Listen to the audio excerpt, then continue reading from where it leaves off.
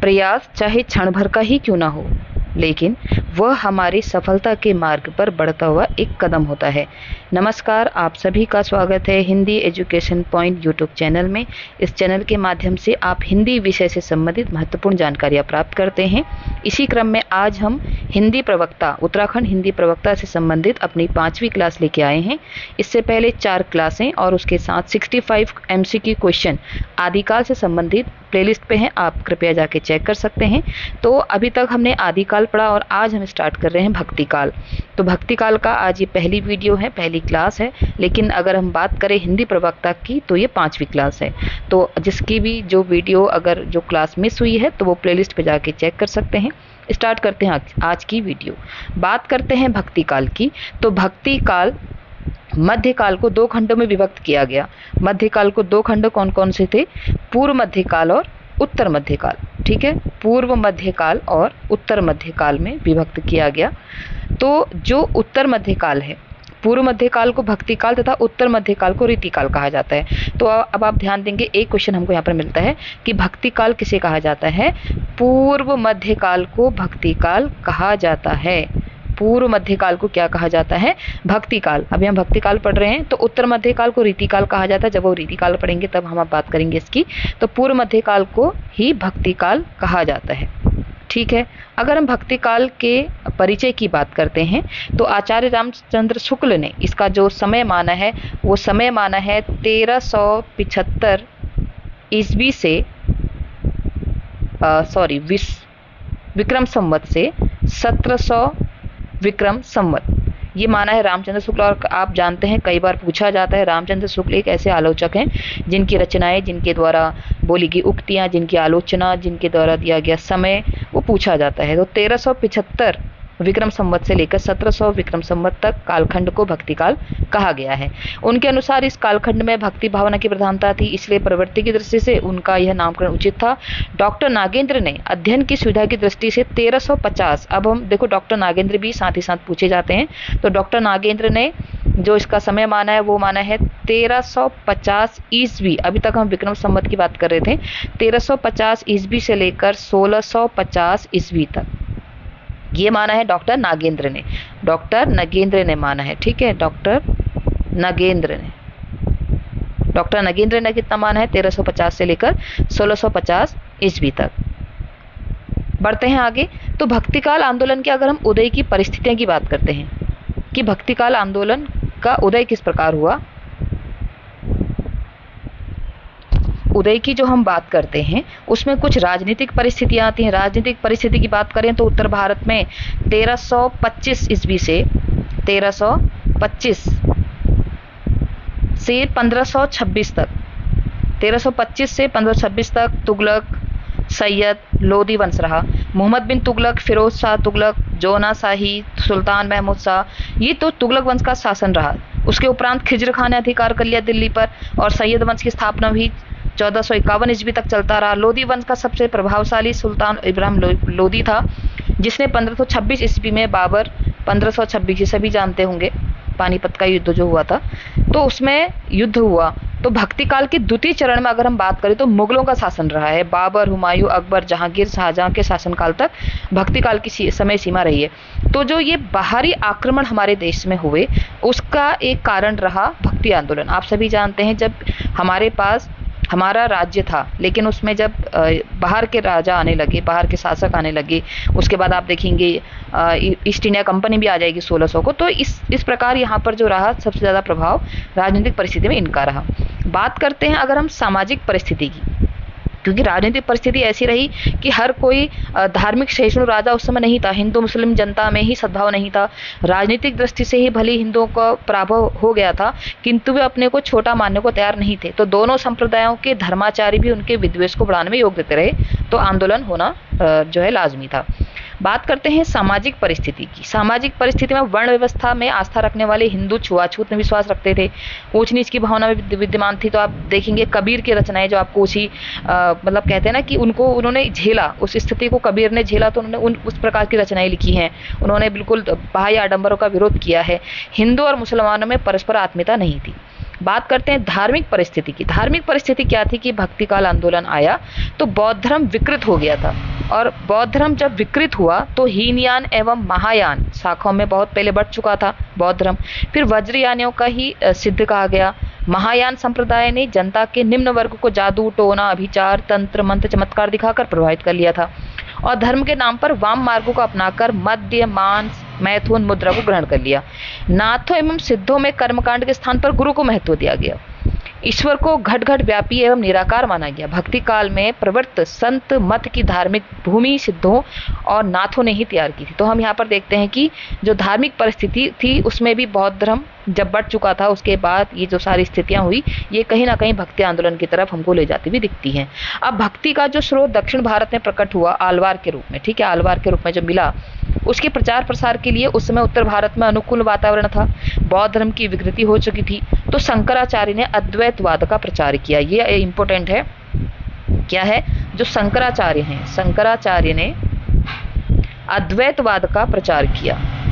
इनको भी हम डिटेल में पढ़ेंगे, अभी हम थोड़ा सा इसकी भूमिका बना रहे हैं। तो शंकराचार्य ने अद्वैतवाद का प्रचार किया। विष्णु के अवतारों राम कृष्ण के प्रति आस्था विश्वास में वृद्धि हुई। रामानंद ने भक्ति का द्वार सबके लिए खोल दिया, ठीक है। मन और कर्म की शुद्धता भक्ति भाव से ही होती है। तुलसी के इस सिद्धांत को रामानंद ने ही आधार भूमि दी थी। श्री कृष्ण के लोक रंजनकारी स्वरूप का चित्रण भागवत के 10वें स्कंद के आधार पर कवि जो गुणगान करने लगे। तो ये प्रश्न आया था पिछली बार एलटी में कि भागवत के किस स्कंद में श्री कृष्ण के लोक रंजनकारी स्वरूप का चित्रण है, तो आप सभी याद रखेंगे 10वें स्कंद में, ठीक है। 10वें स्कंद में भागवत के 10वें स्कंद के आधार पर जो है श्री कृष्ण के लोक रंजनकारी स्वरूप का चित्रण किया गया। फिर इसमें सूफी धर्म का प्रचार भी एक बहुत बड़े क्षेत्र में हो रहा था। प्रेम मार्ग पर आधारित सूफी संप्रदाय की जड़ें इस भूमि में पनपने लगी। हिंदू मुस्लिम सांस्कृतिक समन्वय का आधार सूफियों ने ही तैयार किया। इस्लाम धर्म में सरा और बेसरा 2 कोटियां हैं।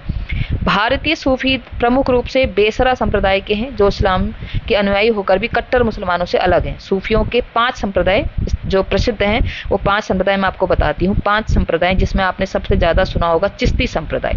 चिश्ती है, कादरी संप्रदाय, सुहारवर्दी संप्रदाय, ठीक है, नक्शबंदी संप्रदाय और सत्तारी संप्रदाय। ये 5 संप्रदाय ये हैं, ये शाखाएं प्रशाखाएं हैं, ठीक है। ये इन संप्रदायों की शाखाएं प्रशाखाएं भी हैं, लेकिन ये 5 सूफी संप्रदाय, अगर पूछा जाए कि 5 सूफियों के कितने संप्रदाय प्रसिद्ध हैं, तो 5 हैं। वो नाम इनके हैं चिश्ती, कादिरी, सुहारवर्दी, नक्शबंदी, सत्तारी। ये जो 5 हैं ये सूफी संप्रदाय की शाखाएं हैं। अब बात करते हैं कि जब भक्ति आंदोलन हमारे समक्ष आया तो किसने इसको क्या माना और क्यों माना, ठीक है। बात करते हैं, सबसे पहले हम देखें भक्ति कालीन उदय की जो विभिन्न विद्वानों के मत हैं, ये पूछे जाते हैं, ठीक है। यही पूछा जाता है कि ईसाईयत की देन किसने कहा, तो जॉर्ज ग्रियर्सन उदय के विषय में सर्वप्रथम मत प्रकट करने वाले। अगर प्रश्न आता है कि भक्ति काल के उदय के विषय में सर्वप्रथम मत प्रकट करने वाले कौन थे, सर्वप्रथम तो वो थे जॉर्ज ग्रियर्सन। और इन्होंने क्या कहा, इन्होंने भक्ति काल को ईसाईयत की देन कहा, ठीक है। बात करते हैं अरबों की देन किसने कहा। अरबों की देन कहा है ताराचंद ने इसको अरबों की देन कहा। प्रश्न आ सकता है कि भक्ति काल के उदय को अरबों की देन किसने कहा है, तो ताराचंद ने कहा है। बात करते हैं रामचंद्र शुक्ल की, बहुत इंपॉर्टेंट है हमारे लिए, बहुत महत्वपूर्ण है हमारे लिए। तो रामचंद्र शुक्ल ने इनको बाह्य आक्रमण, उनका यह कहना था कि देश में मुसलमानों का राज्य प्रतिष्ठित हो जाने पर हिंदू जनता के हृदय में पौरुष से हताश जाति के लिए भगवान की शरणागति में जाने के अलावा दूसरा मार्ग ही क्या था। तो उन्होंने ये कहा कि बाह्य आक्रमण से जो जनता थी वो निराश हो चुकी थी और उसके पास ईश्वर के पास जाने के अलावा कोई रास्ता नहीं बचा था। तो मुसलमानी आक्रमण, बाह्य आक्रमण को उन्होंने इसका सबसे बड़ा कारण माना है रामचंद्र शुक्ल ने। बात करते हैं भारतीय परंपरा का स्वतः स्फूर्त विकास किसने कहा है, हजारी प्रसाद द्विवेदी ने। और यह पूछा जाता है और इसी को माना भी जाता है कि हजारी प्रसाद द्विवेदी, इसको जो भारतीय आंदोलन, जो भक्ति काल आंदोलन जो हमारे देश में हुआ, हजारी प्रसाद द्विवेदी कहते हैं कि अगर इस्लाम नहीं आया होता तो भी इस साहित्य का 12 आना वैसा ही होता जैसा आज है। बौद्ध तत्ववाद बौद्ध धर्म लोक धर्म का रूप ग्रहण कर रहा था, जिसका निश्चित चिन्ह हम हिंदी साहित्य में पाते हैं।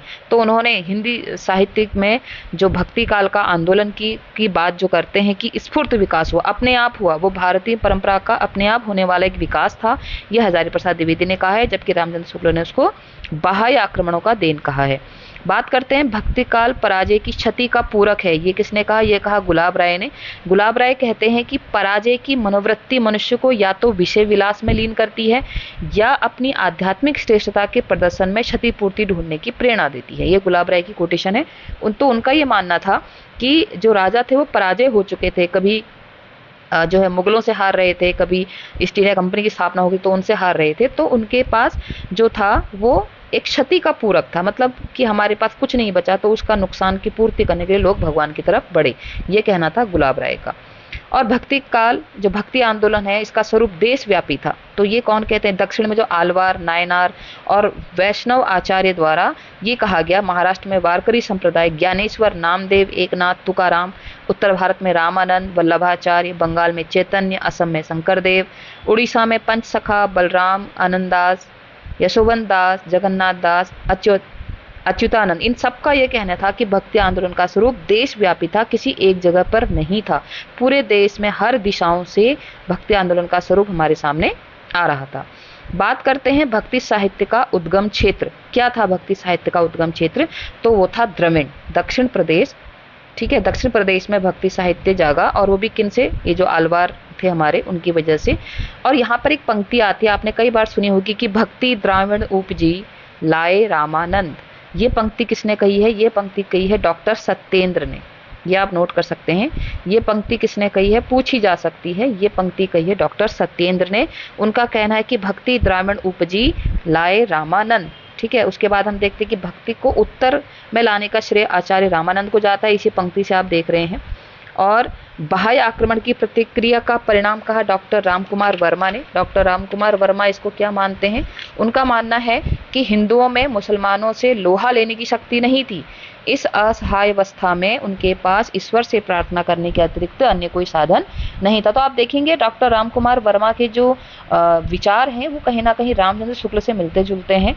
तो इन्होंने भी बाह्य आक्रमण की प्रतिक्रिया ही माना है डॉक्टर रामकुमार वर्मा ने। अब बात करते हैं भक्ति आंदोलन के कर्णधार जो थे वो थे दक्षिण भारत में 12 आलवार जो संत थे, आलवार संत। इनमें एक आंदाल नाम की भक्तिन थी। अगर हम इन आलवार संतों की बात करते हैं, मैं इनके आपको नाम बता देती हूँ। आलवार भक्त जो है तमिल भाषा में वैष्णव भक्तों को कहा जाता था। अगर पूछा जाए आलवार भक्त किन्हें कहा जाता है? वैष्णव भक्तों को कहा जाता है। तमिल भाषा में वैष्णव भक्तों को ही आलवार कहा जाता है। तमिल प्रांत में बौद्धों और जैनों का विरोध करने के लिए शैवों यानी कि नायनमारो, जिनको हम नायनमारो, यहाँ पर हमने नायनमारो भी लिखा था। ठीक है, ये जो नायनमार हैं ये शैव थे और वैष्णव यह आलवार थे। ठीक है, इन्होंने एक धार्मिक क्रांति की, मिलकर आस्तिक भावों का प्रचार करके भक्ति भावनाओं को जगाना इनका उद्देश्य था। आलवारों ने वेद, उपनिषद, गीता से गृहित भक्ति भावों को गीतों के माध्यम से जनता तक पहुंचाया। उन्होंने पद शैली में गीत लिखे जो तमिल भाषा में है और अत्यंत भावपूर्ण है। अगर इनकी संख्या की बात करें तो आलवार भक्तों की संख्या, संतों की संख्या 12 है। इनके नाम अगर मैं कहूँ तो नाम है सरोयोगी, भूत योगी। ठीक है, मैं बोल दे रही हूँ, आप नोट कर लें।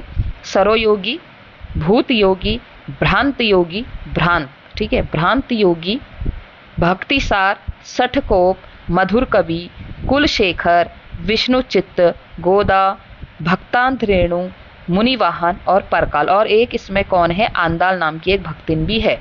ठीक है, अगर बात करते हैं तो इनके तमिल नाम तो भिन्न है लेकिन हिंदी में नाम यही है। इनके लिखे हुए 4000 पदों का संकलन दिव्य प्रबंधन नाम से किया गया है। अगर हम पूछें तो दिव्य प्रबंधन क्या है, ये प्रश्न आ सकता है कि दिव्य प्रबंधन क्या है? तो दिव्य प्रबंधन है आलवार भक्तों के पदों का संकलन क्या है? दिव्य प्रबंधन। याद रखेंगे, इंपॉर्टेंट क्वेश्चन है कि दिव्य प्रबंधन क्या है? दिव्य प्रबंधन आलवार भक्तों के द्वारा लिखे गए 4000 पदों का संकलन है। ठीक है, आगे बढ़ते हैं। आगे हमारा अगला पॉइंट है कि भक्ति काल हिंदी साहित्य का स्वर्ण काल था। अब ये हिंदी साहित्य का स्वर्ण काल कैसे था? ठीक है, इस पे हम थोड़ी बात करते हैं, चर्चा करते हैं। देखिए, आप सभी जानते होंगे कि भक्ति काल को हिंदी साहित्य का स्वर्ण काल कहा जाता है। तो कैसे कहा जाता है? भक्ति काल को स्वर्ण काल बनाने में इस काल की 4 शाखाओं और उसके प्रमुख कवियों का योगदान सर्वप्रमुख है। जैसे राम काव्य, कृष्ण काव्य, संत काव्य, सूफी काव्य। 4 काव्य कौन कौन से हो गए? राम काव्य हो गया, ठीक है, कृष्ण काव्य हो गया, और संत काव्य और सूफी काव्य। ठीक है, इनकी हमने बात की थी कौन कैसे आए। सूफी हमने देखा कि हिंदू मुसलमानों को एक करने का इन्होंने काम किया। न सिर्फ काव्य का चतुर्मुखी विकास किया बल्कि अपने महत् संदेशों और उपलब्धियों के कारण हिंदी साहित्य को स्वर्णिम बनाया। इन चारों ने मिलकर साहित्यिक उत्कृष्टता की दृष्टि से अगर देखें तो भक्तिकाल स्वर्णकाल है। रामचरितमानस, पद्मावत, बीजक, सूरसागर, मीरा की पदावली इत्यादि भक्तिकाल की कालजयी रचनाएं हैं। अपने परिणाम प्रसार, रूप बाहुल्य एवं कवित्व कला की दृष्टि से विश्व साहित्य में इनका उल्लेख है। इस कारण भी भक्तिकाल जो है हिंदी साहित्य का स्वर्णकाल है। भक्तिकाल में बात करते हैं, सूर, तुलसी, जायसी, कबीर जैसे महान कवि हुए। रामानंद, वल्लभाचार्य, शंकराचार्य, नानक, सुंदरदास इत्यादि महान महात्माओं और संतों के अंतःकरणों से दिव्य वाणी निकलकर देश के कोने कोने में फैली, जिससे भारतीय सभ्यता एवं संस्कृति की रक्षा हुई और सचमुच पूरे भारतीय इतिहास में भक्ति साहित्य अपने ढंग का अकेला साहित्य बन गया। वह युग निसंदेह भक्ति युग था और हिंदी साहित्य का स्वर्ण युग था। अब बात करते हैं भक्ति भावना की प्रधानता, सत्संगति की महिमा, नाम स्मरण का महत्व, गुरु की महत्ता, रूढ़ियों आडंबरों का विरोध, एक नवीन समाज का निर्माण, हिंदू मुस्लिम एकता इत्यादि भक्तिकाल की ऐसी विशेषताएं हैं जो भक्तिकाल को क्या बनाती हैं, स्वर्णकाल अपने आप में बनाती हैं। अवधि ब्रज भाषा का प्रयोग आप सभी जानते हैं, जिस तुलसीदास ने रामचरितमानस की जो रचना की वो अवधि में करी, और आप सूरदास की रचना देखिए ब्रज भाषा में है। संगीतात्मकता की प्रवृत्ति है, अलंकारों का महत्व है, छंदों की भाववहन शक्ति है, और भक्तिकाल की कविता महान कविता है जिसके रचयिता अमर कवि हैं, और निसंदेह हिंदी साहित्य का ये स्वर्णकाल है। अब हम बात करते, देखिए हमने स्वर्णकाल की विशेषता समझ ली क्योंकि इसने तो लोगों में आशा जगाई, गीत संगीत के साहित्य की दृष्टि से देखें या समाज में सुधार की दृष्टि से देखें। अब बात करते हैं, उसमें दो वर्ग आए थे, सगुण भक्ति और निर्गुण भक्ति। इसमें कुछ समानताएं थी और कुछ असमानताएं थी। बात करते हैं यहाँ पर समानता की। समानता क्या थी, गुरु की महत्ता। सगुण भक्ति कवि और निर्गुण भक्ति कवि दोनों ने किसकी महत्ता की बात की है, गुरु की महत्वता की बात की है।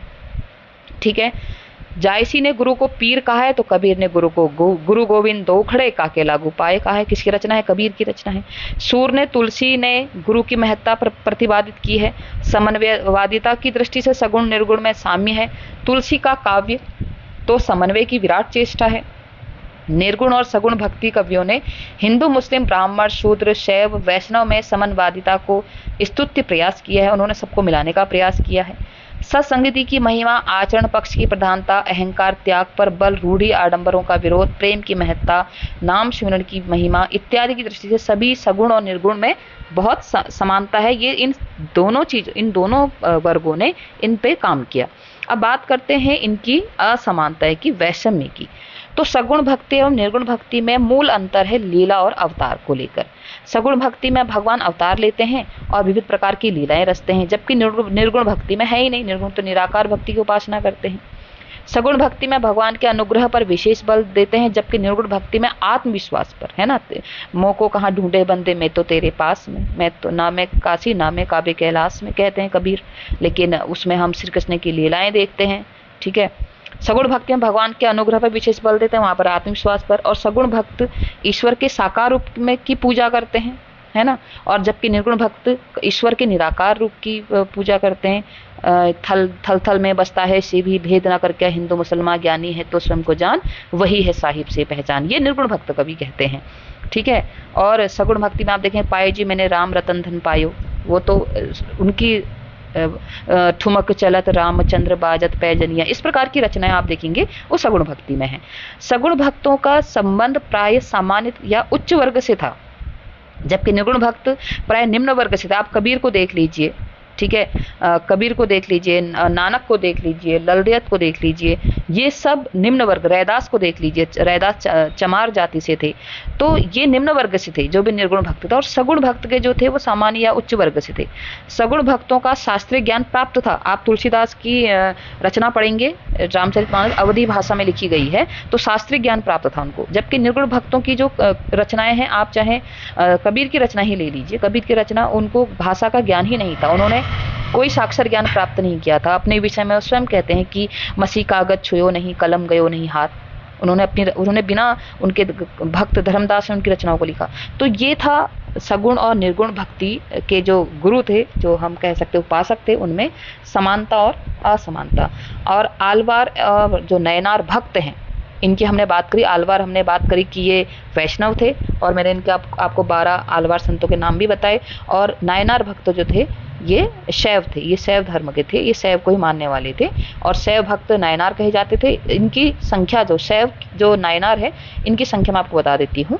इनकी संख्या है, ये नायनार भक्तों की जिनको शैव कहा जाता था, इनकी संख्या 63 थी। ठीक है, हमने आलवार की तो 12 पढ़ी, आलवार भक्त जो थे वो 12 थे और जो हमारे जो शैव भक्त हैं यानी कि नायनार हैं इनकी संख्या 63 है। याद रखेंगे आप, आलवार भक्त 12 हैं और जो शैव भक्त नायनार हैं ये 63 हैं।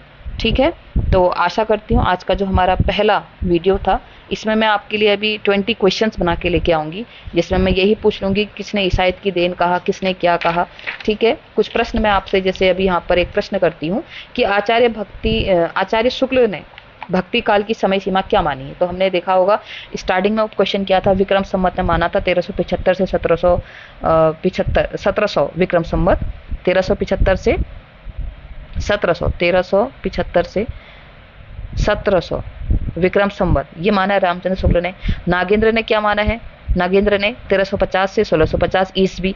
अगर हम बात करते हैं कि आचार्य रामचंद्र शुक्ल ने भक्ति काल आंदोलन के उदय का कौन सा प्रमुख कारण माना है, ईसाई धर्म का प्रभाव माना है, गीता का भक्ति योग माना है, या हिंदुओं की पराजित मनोवृत्ति, तो यही पराजित मनोवृत्ति माना है रामचंद्र शुक्ल ने। अलवार भक्तों का मूल स्थान कहाँ था, दक्षिण भारत के थे। इनकी संख्या कितनी थी, 12 थी। अलवार भक्त को मूलतः क्या थे, वैष्णव थे, शैव थे, शाक्त थे, सिद्ध थे, वही वैष्णव थे। भक्ति भावना का मूल स्रोत भारत के किस भाग से माना जाता है, दक्षिण भारत से। वहां से उत्तर में कौन लाए, रामानंद लाए। अद्वैत वेदांत का प्रचार किसने किया, अभी हमने पढ़ा था शंकराचार्य ने किया। ठीक है, तो इस प्रकार से मैं भी आपके लिए 20 क्वेश्चंस का एक अच्छा सा शॉर्ट वीडियो लेके आऊंगी। तो आशा करती हूँ आप सभी को आज का भक्ति काल का इंट्रोडक्शन, ये सिर्फ परिचय था, आगे हम वीडियो में इसको और डिटेल में पढ़ेंगे, आपको अच्छा लगा होगा। तो हिंदी प्रवक्ता से संबंधित जो भी तैयारी कर रहे हैं, अन्य किसी के पास भी अगर ये वीडियो पहुंचती तो उसको ज़्यादा से ज़्यादा लोगों तक शेयर करें। आज के लिए इतना ही, आप सभी का दिन शुभ हो, बहुत बहुत धन्यवाद।